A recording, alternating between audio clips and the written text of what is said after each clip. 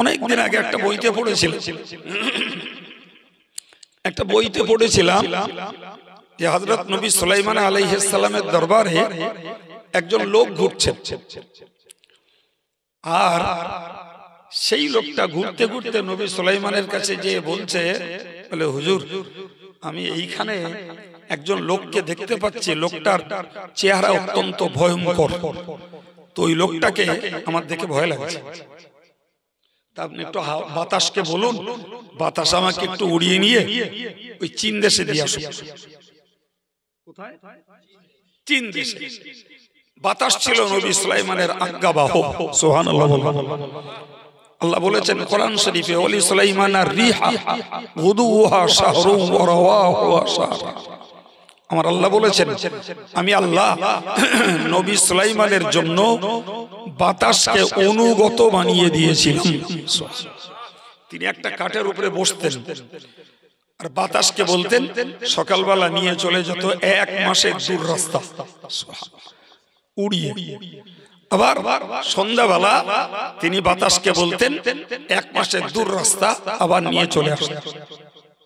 খুব ছোটবেলায় একটা বইতে একটা কবিতা পড়েছিলাম, কবিতাটা তখন মুখস্থ করিলাম, কি আপনার মনের অজান্তে মুখস্থ হয়েই গেছিল। বিনা কলে হাওয়ায় চলে তখতে সুলাইমান, আমরা সেই মুসলমান। হযরত সুলাইমানের তক্তায় কোনো মেশিনারি কিছুই লাগানো ছিল না, ও তো চলতো আল্লাহর নির্দেশে।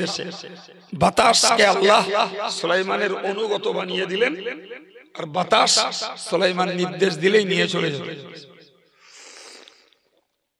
সম্মানিত ভাইরা, তো সুলাইমান আলাইহিস সালাম বাতাসকে বললেন, বাতাস লোকটাকে উড়িয়ে নিয়ে চীন দেশে দিয়ে এলো। চীন দেশে দিয়ে এলো। হযরত আজরাইল আলাইহিস সালাম গেলেন, তার জানটা কবজ করে নিয়ে চলে এলেন সুলাইমানের দরবারে। বলে কি ব্যাপার? ওই যে লোকটা ভয়ঙ্কর চিত্রের ঘুরছিল, ওটা নবী সুলাইমান জানেন ওটা ঘুরছে আজরাইল, কিন্তু ওই লোকটা তো জানার বাইরে। জি, সুলাইমান আলাইহিস সালামকে হযরত আজরাইল এসে বললেন, হুজুর ব্যাপারটা অন্য কিছু। ওই লোকটার মরণের বার্তা এসছে আমার কাছে চীনে, আর ও দেখছি ঘুরছে আমরা এখানে। আমি একটু ওকে চোখ দেখালাম, ও আপনাকে বললো, আর আপনি বাতাসকে বলে দিলেন, বাতাস নিয়ে চীন দেশে দিয়ে এলো, আমি তার জানটা কবজ করে নিয়ে চলে এলাম। ব্যাপারটা বোঝা গেল কি? তো আল্লাহর বার্তায় এসেছে ওই লোকটার মৃত্যু চীন দেশে, আর ও ঘুরছে সুলাইমানের দরবারে।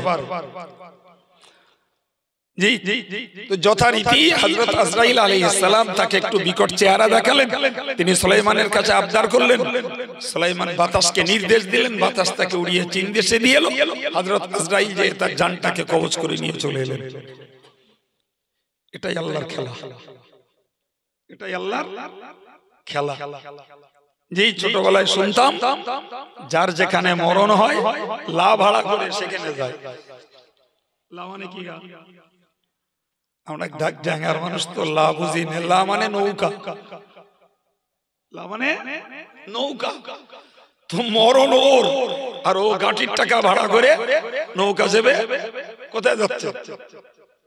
বলে সেই মরণের জায়গায়। ও যদি জানতো মরণ রয়েছে ওখানে, ভাড়া নীতি করা তো দূরের কথা, লোকে ভাড়া দিয়ে নিয়ে গেলেও যেত। সম্মানিত ভাইরা আমার, মনে রাখা দরকার। ওই জন্য আল্লাহ বলেছেন ফাইন্নাহু মুলাকিকুম, আত্মরক্ষা তুমি যতই করো, যতই তুমি নিজেকে নিরাপদে রাখার চেষ্টা করো, মনে রাখো অবশ্যই মৃত্যু তোমার সঙ্গে সময় হলেই সাক্ষাৎ করে নেবে। কিছু করতে হবে না।